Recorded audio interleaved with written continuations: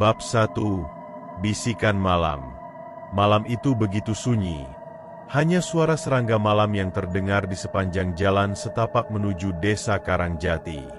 Raka, seorang pemuda berusia 25 tahun, memikul cangkul di pundaknya, lelah setelah seharian bekerja di ladang. Angin dingin berhembus menusuk kulit, membuat dedaunan kering di pohon-pohon jati bergesekan dan menghasilkan suara yang menyerupai bisikan. Raka mencoba mengabaikan rasa tidak nyaman yang tiba-tiba merambat di punggungnya, tapi langkah kakinya semakin cepat, berusaha meninggalkan kegelapan di belakang. Saat hampir mencapai belokan terakhir menuju desa, ia mendengar suara aneh, lirih, seperti seseorang berbisik, "Buka taliku." Suara itu begitu pelan, seperti angin yang berhembus melewati daun. Raka berhenti. Keringat dingin mulai mengalir di pelipisnya meskipun udara malam begitu dingin. Ia memandang sekeliling, memastikan suara itu hanya hayalan akibat lelah. Namun, langkah kakinya terhenti ketika ia melihat sesuatu yang berdiri kaku di tengah jalan. Sebuah sosok putih berbalut kain kafan, terbungkus rapat dengan simpul tali di ujung kepalanya. Raka tidak bisa bergerak. Sosok itu tidak bergerak juga, hanya berdiri dengan kepala sedikit miring, seperti memperhatikan. Mata hitam yang melotot tampak dari balik kain kafannya, memancarkan kebencian yang dingin. Jantung Raka berdegup kencang, nyaris seperti hendak meledak. Tiba-tiba, sosok itu melompat mendekat, cepat dan tidak wajar. "Buka taliku." Suara itu lebih jelas kini, serak dan dipenuhi amarah. Tanpa pikir panjang, Raka berbalik dan berlari sekuat tenaga. Cangkul yang ia bawa terlepas dari pundaknya, jatuh dengan bunyi nyaring ke tanah. Ia tidak peduli. Kakinya terasa berat, tapi ia tahu ia harus lari, harus menjauh dari sosok itu. Terdengar suara melompat-lompat di belakangnya. Semakin dekat, semakin cepat. Panik, Raka berbelok ke jalan kecil yang lebih gelap, berharap bisa menghilang dari kejaran. Namun, suara itu tetap mengikutinya, melompat-lompat dengan ritme mengerikan. Nafasnya mulai tersengal, tapi suara di belakangnya tidak menunjukkan tanda-tanda melambat. Raka ingin berteriak, namun suaranya tertahan di tenggorokan. Ia merasakan dingin menjalar di lehernya, seperti sesuatu yang tak terlihat menyentuhnya. Akhirnya, ia melihat rumah seorang tetua desa, Pak Wiryo, yang tidak jauh dari sana. Dengan sisa tenaga, Raka berlari ke arah rumah itu, menabrak pintu dengan tubuhnya hingga terbuka.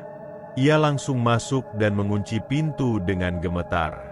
Suasana dalam rumah begitu gelap, hanya diterangi sebuah lampu minyak kecil di sudut ruangan.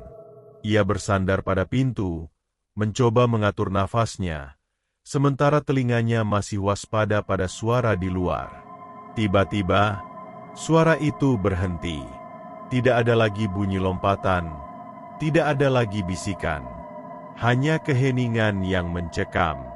Raka berpikir ia telah aman, hingga ia mendengar suara lain, kali ini lebih mengerikan, ketukan pelan di pintu di belakangnya. "Buka taliku." Suara itu kembali terdengar, lebih dekat, lebih dingin. Raka memejamkan mata, menahan nafas, dan berdoa dalam hati. Ketukan itu tidak berhenti, malah semakin keras, seperti ingin memecahkan pintu. Malam itu, Raka tidak bisa tidur. Ia tidak tahu bagaimana ia bertahan hingga pagi. Namun, ketika matahari terbit, ia membuka pintu dan menemukan cangkulnya tergeletak di depan rumah, dengan tali simpul melilit di gagangnya, seolah menjadi peringatan bahwa pocong itu belum selesai dengannya. Bab 2. Misteri pocong dan tali kafan. Keesokan paginya, Raka masih diliputi ketakutan.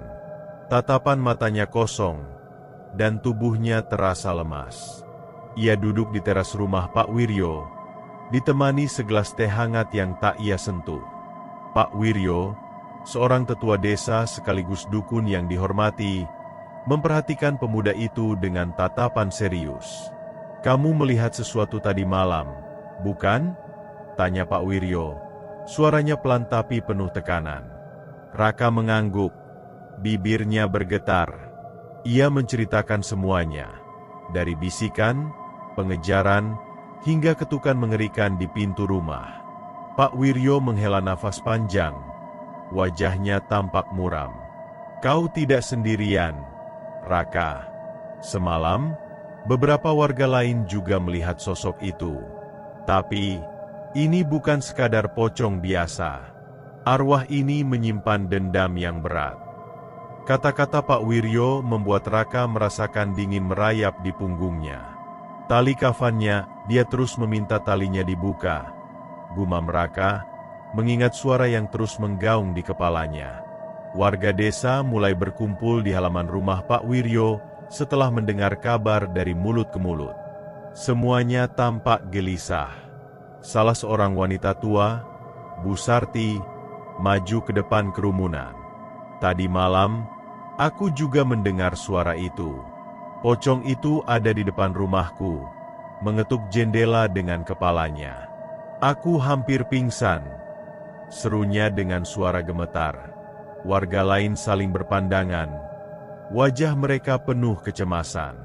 Teror itu nyata, dan kini menghantui seluruh desa.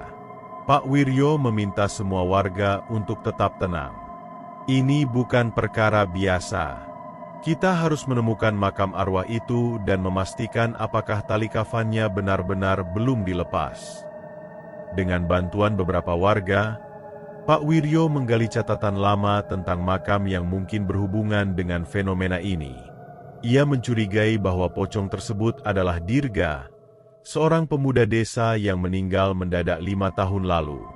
Saat pemakaman Dirga, aku ingat ada keributan karena keluarga tidak mengizinkan prosesi berlangsung lama. Mungkin ada yang terlewatkan, jelas Pak Wiryo. Raka merasa dadanya semakin berat. Nama Dirga terdengar asing baginya, tapi ada sesuatu yang ganjil setiap kali nama itu disebut. Ia memutuskan untuk membantu Pak Wiryo, meskipun rasa takut masih menguasainya. Mereka menuju pemakaman tua di pinggiran desa, tempat di mana tubuh Dirga dikuburkan. Makam itu berada di bawah pohon besar yang rimbun, menambah kesan angker pada tempat itu. Saat mereka sampai di makam Dirga, suasana berubah menjadi lebih mencekam. Angin berhenti berhembus, dan suara burung malam menghilang seketika. "Ini dia," kata Pak Wiryo sambil menunjuk sebuah makam dengan batu nisan yang sudah dipenuhi lumut. Ia meminta warga untuk memulai penggalian. Namun, sebelum cangkul menyentuh tanah, terdengar suara samar yang menyerupai bisikan. "Jangan ganggu." Semua orang terdiam. Bisikan itu begitu jelas, seolah-olah berasal dari bawah tanah. Beberapa warga langsung mundur, ketakutan. Namun, Pak Wiryo tetap tenang. "Ini arwahnya. Ia tidak ingin diganggu, tapi kita harus melakukannya," ujarnya dengan suara tegas.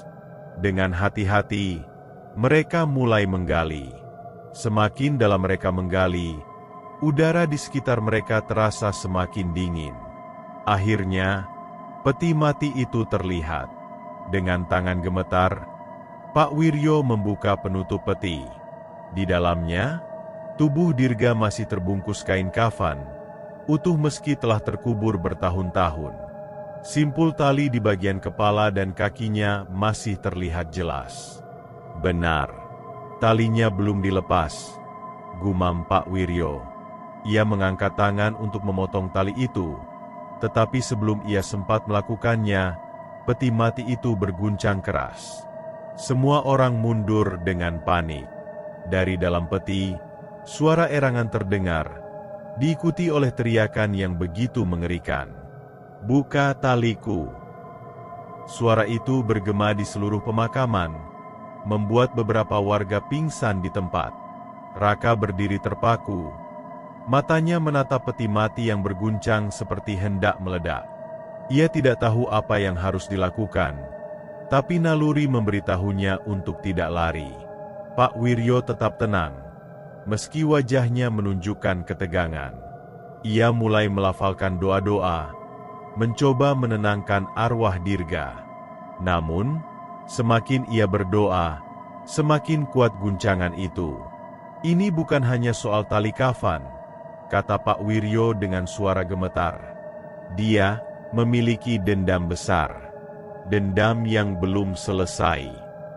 Suasana semakin kacau ketika angin kencang tiba-tiba berhembus, menerbangkan dedaunan dan membuat pohon-pohon di sekitar bergoyang keras. Sosok pocong itu muncul di atas makam, matanya menyala merah menyala, memandangi semua orang dengan tatapan penuh kebencian. Ia tidak lagi meminta, tapi menuntut. Buka taliku, atau kalian semua akan mati. Bab 3. Dendam yang terkubur. Suasana di pemakaman berubah menjadi mimpi buruk. Sosok pocong Dirga yang melayang di atas makam memancarkan aura gelap yang menyelimuti seluruh area. Warga yang masih sadar berteriak ketakutan. Beberapa lainnya sudah pingsan di tempat. Raka berdiri terpaku. Tubuhnya kaku seperti dipaku ke tanah. Sosok itu melompat perlahan ke arahnya. Wajah pucatnya semakin jelas, dan tatapannya seperti menembus jiwa. Buka taliku, atau kalian semua akan merasakan dendamku. Pak Wiryo, yang biasanya tenang, mulai kehilangan kendali. Dengan suara bergetar, ia mencoba membaca doa-doa untuk menenangkan arwah Dirga. Namun suara seraknya terdengar seperti melawan badai. Dirga, jika ini tentang dendammu, katakan apa yang kau inginkan. Biarkan kami membantumu, teriak Pak Wiryo. Suaranya menggema di tengah hiruk-pikuk. Namun, pocong itu tidak merespons. Hanya melompat lebih dekat ke arah mereka dengan lompatan yang terdengar seperti tanah retak. Raka akhirnya menemukan keberanian untuk berbicara. Dirga, kami tahu kau ingin talimu dibuka. Tapi apa ini cukup untuk membuatmu tenang? Apa yang sebenarnya kau cari? Tanyanya dengan nada tinggi, meski hatinya berdebar keras. Sosok pocong itu berhenti melompat, tubuhnya membeku sejenak, dan dari mulutnya keluar suara rendah dan penuh dendam. Darah pengkhianatan masih menodai tanah ini. Semua orang terdiam. Kata-kata itu membuat bulu kuduk mereka berdiri. Raka menatap Pak Wiryo, mencari penjelasan, tetapi dukun tua itu juga tampak bingung. Apa maksudnya? Dirga? Siapa yang berkhianat padamu? Desak Raka. Pocong itu tidak menjawab langsung, tetapi tangannya yang terikat mulai mengarah ke salah satu warga di kerumunan, Pak Surya, seorang pedagang kaya yang dikenal di desa. Pak Surya langsung melangkah mundur. Wajahnya pucat pasi. Apa-apaan ini? Aku tidak tahu apa yang dia maksud, katanya gugup, meski suaranya terdengar goyah. Namun, pocong itu terus mengarahkan tubuhnya ke arah Pak Surya, seperti seorang penuding yang tak bisa dibantah. Darahmu mencemari tubuhku. Suara Dirga bergema, kali ini penuh kebencian. Warga mulai berbisik, mencoba memahami apa yang sedang terjadi. Beberapa orang melangkah menjauh dari Pak Surya, seolah-olah takut sesuatu yang lebih buruk akan terjadi. Raka mendekat ke Pak Surya, menatapnya tajam. Pak Surya, apa yang terjadi 5 tahun lalu? Apa yang kau sembunyikan dari kami? Tanyanya dengan nada tegas. Pak Surya mencoba menghindari tatapan Raka. Keringat mengalir di dahinya, meskipun udara malam begitu dingin. Aku tidak tahu apa yang kalian bicarakan.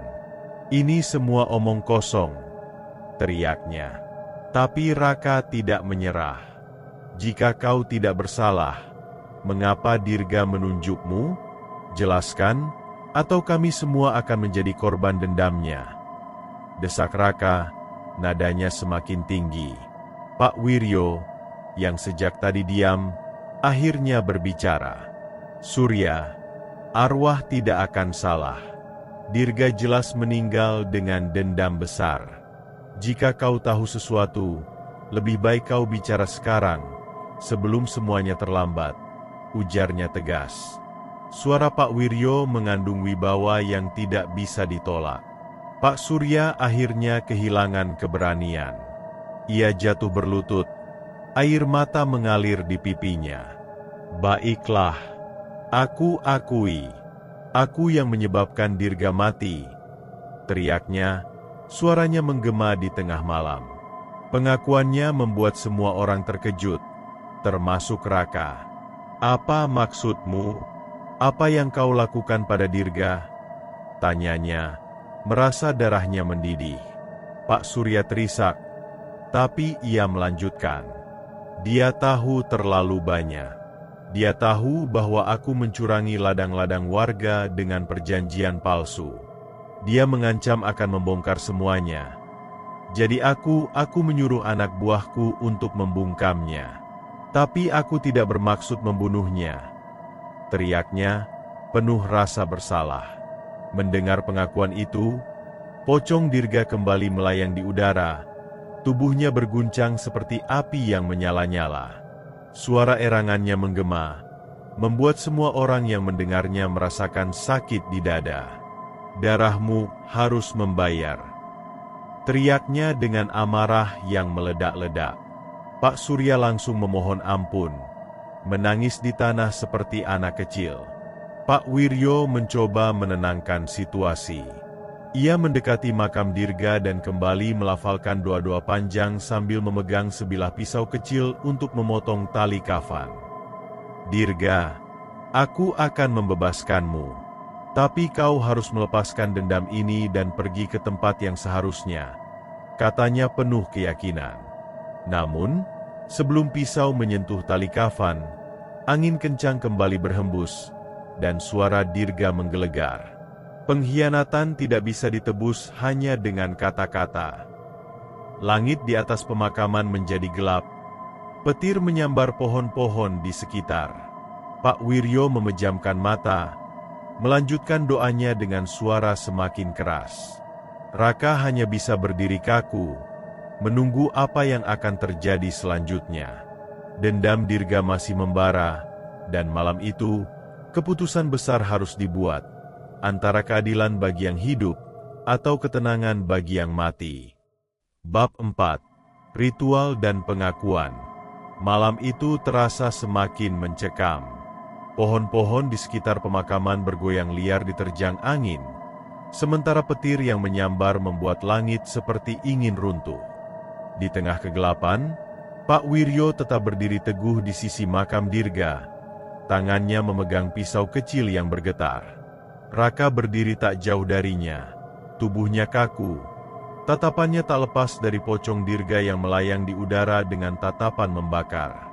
Dirga, biarkan kami membebaskanmu. Ini saatnya kau pergi ke tempat yang lebih tenang, seru Pak Wiryo, meski suaranya nyaris tenggelam oleh angin. Namun, pocong itu tidak bergeming. Tubuhnya melayang mendekati Pak Surya, yang masih berlutut di tanah dengan wajah penuh ketakutan. Kau merampas hidupku, kau merampas keadilan. Suara Dirga terdengar berat dan memekakan telinga. Pak Surya menangis histeris, memohon ampun dengan tangan terangkat. Aku tidak berniat membunuhmu. Itu kesalahan. Aku hanya ingin kau diam, teriaknya putus asa. Pocong Dirga tiba-tiba berhenti. Tubuhnya membeku di udara seperti patung. Tatapannya menyipit, menembus mata Pak Surya yang membiru karena ketakutan. Kesalahan? Kau merampas nafasku, membuat tubuhku membusuk tanpa kehormatan, dan kini kau menyebutnya kesalahan. Suara Dirga meledak seperti guntur, membuat beberapa warga yang masih tersisa mundur ketakutan. Angin tiba-tiba berhenti, meninggalkan keheningan mencekam. Pak Wiryo melangkah maju, mengangkat tangannya untuk menenangkan arwah itu. Dirga, dendam ini tidak akan menyembuhkanmu. Biarkan kami memotong talimu, membebaskan jiwamu, dan membiarkan hukum menuntut mereka yang bersalah, ujarnya tegas. Namun, Dirga justru tertawa, suara yang menyeramkan dan memantul di seluruh pemakaman. Hukum? Hukum di desa ini hanya milik mereka yang berkuasa. Aku ingin darahnya. Semua orang terdiam. Pak Surya yang terisak langsung bersujud di depan pocong itu. Ambil nyawaku jika itu yang kau inginkan. Aku bersalah. Tapi jangan sakiti keluargaku, teriaknya penuh rasa putus asa. Namun, permohonannya hanya membuat pocong itu semakin beringas. Tubuh Dirga bergetar keras, dan tiba-tiba kain kafannya mulai robek sedikit demi sedikit, memperlihatkan tubuh busuknya yang menjijikan. Bau anyir menyengat langsung menyelimuti udara. Raka tidak tahan lagi. Ia maju dengan keberanian yang tiba-tiba muncul, berdiri di antara Pak Surya dan pocong itu. Dirga, jangan biarkan dendammu menjadikanmu seperti mereka yang telah menghancurkan hidupmu. Kau tidak akan mendapatkan keadilan dengan cara ini, teriak Raka. Tatapan pocong itu kini beralih ke Raka.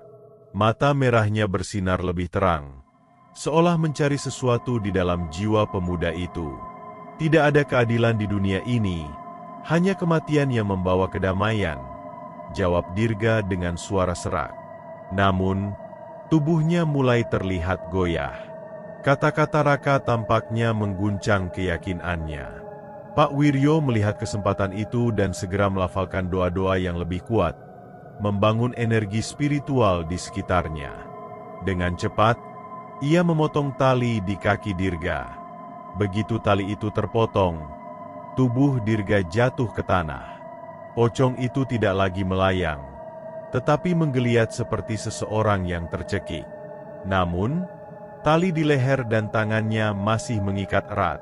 Pak Wiryo melanjutkan doanya, berusaha mengalahkan kekuatan gelap yang menahan arwah itu. Raka, bantu aku, potong tali di lehernya, serunya. Dengan tangan gemetar, Raka mengambil pisau dari Pak Wiryo dan melangkah mendekati tubuh Dirga. Tiba-tiba, Dirga membuka matanya lebar-lebar, menatap Raka dengan intensitas yang hampir membuatnya pingsan. Kau pikir ini akan menghapus segalanya? Kau pikir ini cukup untuk membalaskan nyawaku? Erangnya. Tapi Raka tidak mundur. Dengan satu gerakan tegas, ia memotong tali terakhir di leher Dirga. Begitu tali itu terputus, tubuh Dirga berhenti menggeliat. Suara gemuruh menghilang, dan angin yang mencekam berubah menjadi keheningan. Tubuh Dirga perlahan membusuk menjadi debu, terbawa angin malam yang tenang. Semua orang yang tersisa hanya bisa berdiri terpaku, masih merasakan hawa dingin dari kejadian mengerikan itu.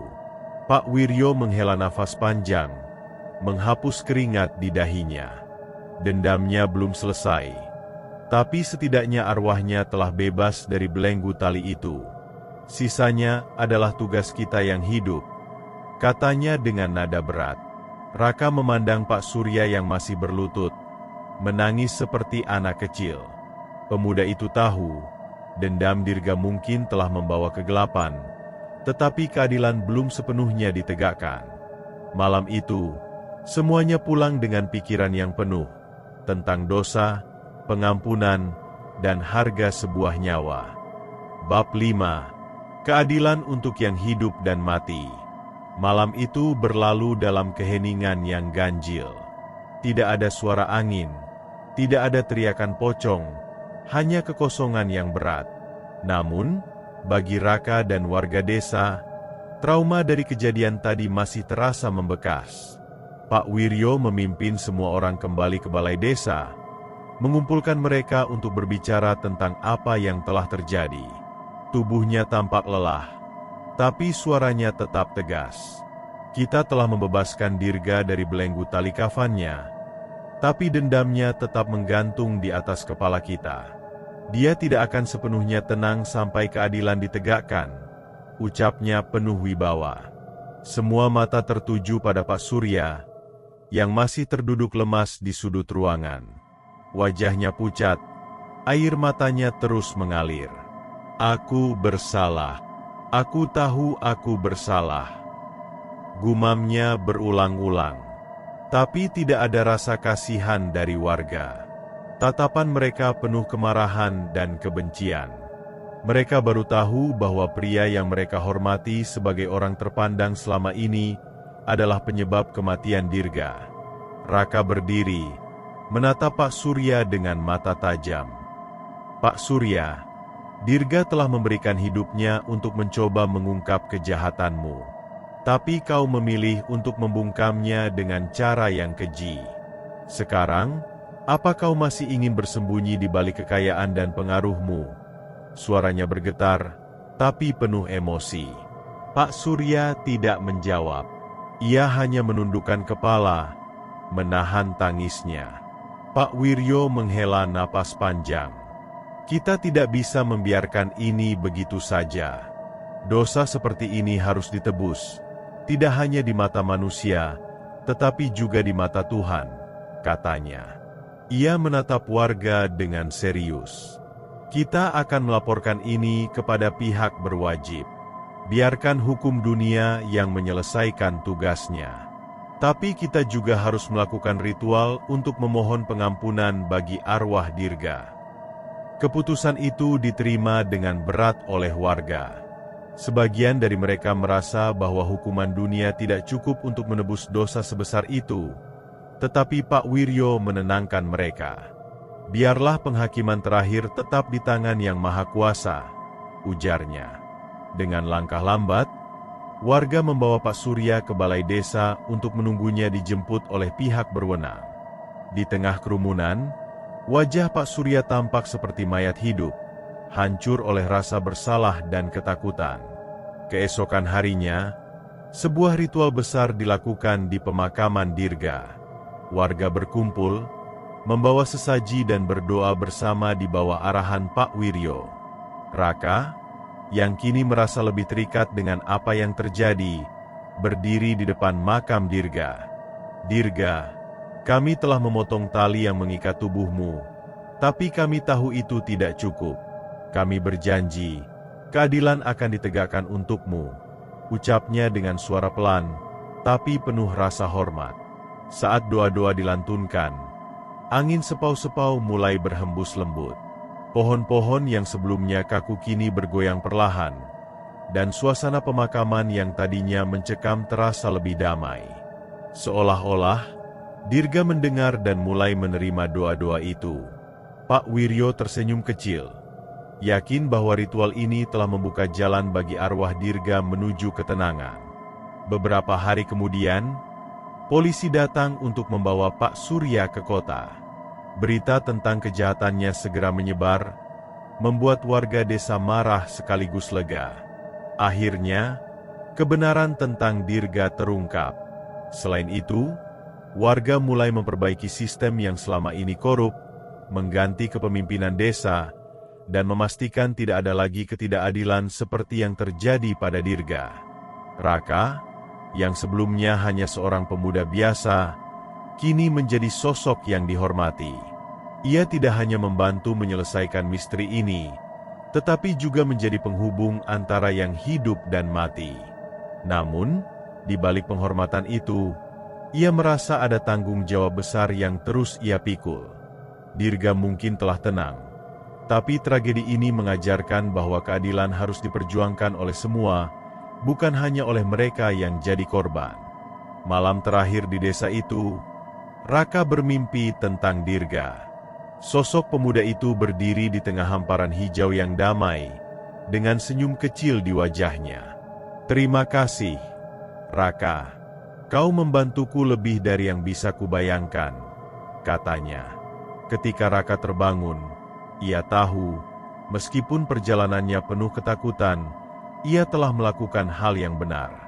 Pocong itu mungkin telah pergi, Tapi pelajaran yang ditinggalkannya akan terus hidup di hati semua orang.